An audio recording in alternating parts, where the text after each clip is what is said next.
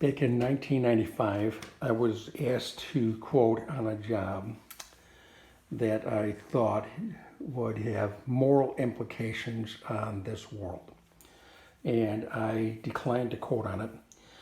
And the group of people that I was a party to at the time were a little bit upset that I said, "Nah, I declined to quote this." And they go, "Well, why are you declining to quote it?"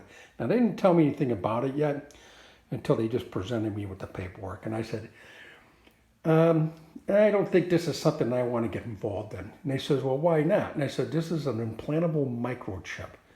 And this is going to be used on humans." And they says, "No, they said this is going to be used on animals, for cows and dogs and sheep and goats and everything, so they can track them to see that they where they have bacterial outbreaks or things like that." And I says, "Well, interesting." And I said, "But this is not going to be used for animals. This is for humans."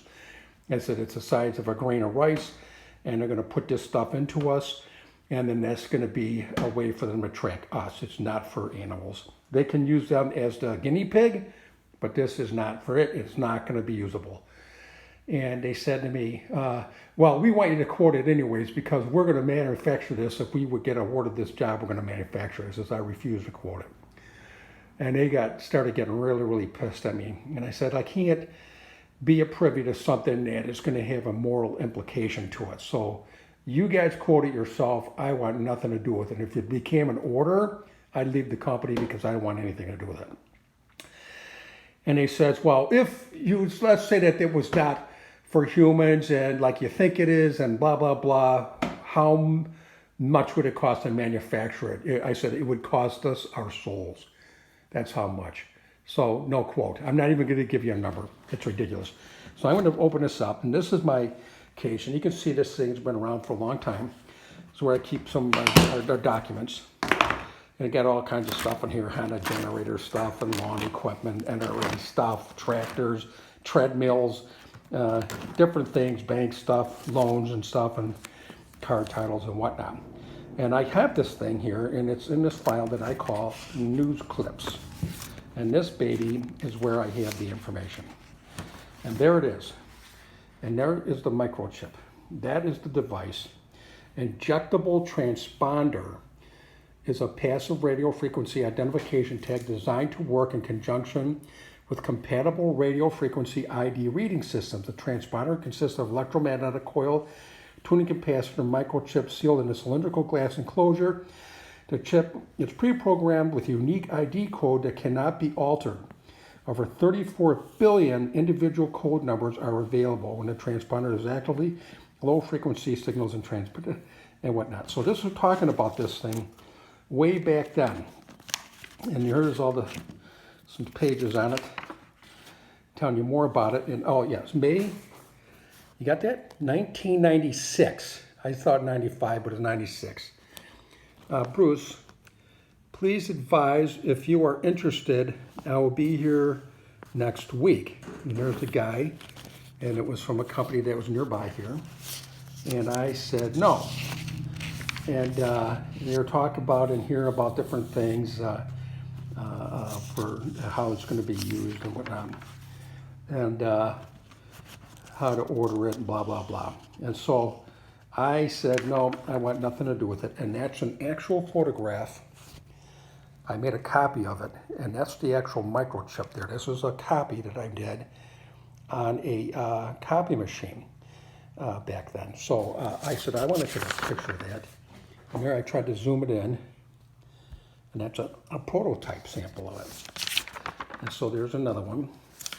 And I says, no, I don't want anything to do with that. So meet the Chipsons. This is things talking about it that I found later on in life. And this was March 2002. Now, we're talking how many years later here? 7 years. It's like crazy, man. And you got an actual size and what it would look like. So I told them then that it's going to be used for humans, and they said no. And I had nothing to do with them in 2002. And there it is. And so they got a chip implanted in them. And I go, that is so interesting. And they're showing you how big it is. And they're like all excited, we're going to get a chip put in us. Well, guess what? That is not the way it should be. This is a bad thing. And this here is another one. This is a chip, very chip, compared to the size of the dime. Medical device identification system. Medical device. Now they're changing it to a medical device identification. This is so they can go and track humans. And there's another picture of it. That is just crazy. Soon we will have to be implanted with the chip. This is the mark that could have biblical implications. Mark of the beast. See that? I wrote that way back then. More stuff on 2002. All the stuff on this very chip. And they're talking about all kinds of stuff in here. I'm not going to read through all of this, but I'm going to tell you what, man, this is scary stuff. Copyright 94 to 2002, Wired Digital Inc. See that? Long time. And this one I printed out was in 2000, February 11th in the afternoon. So be worried, people. We are being scammed, and this is what the whole point of this whole coronavirus, the Chinese flu, is about, is to force vaccinations on people and getting this implanted chip. And what's going to happen is this worldwide pandemic that has been created is, to me, is a fake, horrific lie to get this world global organization together to fully vaccinate everybody. And the vaccination is to get this chip into people, and that the only way you're going to be able to do things, to buy food, banking, credit, anything that you want to do, you have to have the chip and scanned in order to get it, buy with anything. And that's what this whole thing is about. Vaccinations by big pharmas. And you got to remember, the people that are involved in this are the Zuckerbergs, the Gates, the Clinton Foundation, the big pharmas, the CDC, the World Health Organization. They are all part of this. And and that's why Trump is getting bombarded by all of these leftists, these globalists that want to have control. When he got elected, he wasn't part of this globalist thing. And they were so shocked when this happened, because Hillary Clinton did not win and she's part of it, that it just absolutely shocked the world.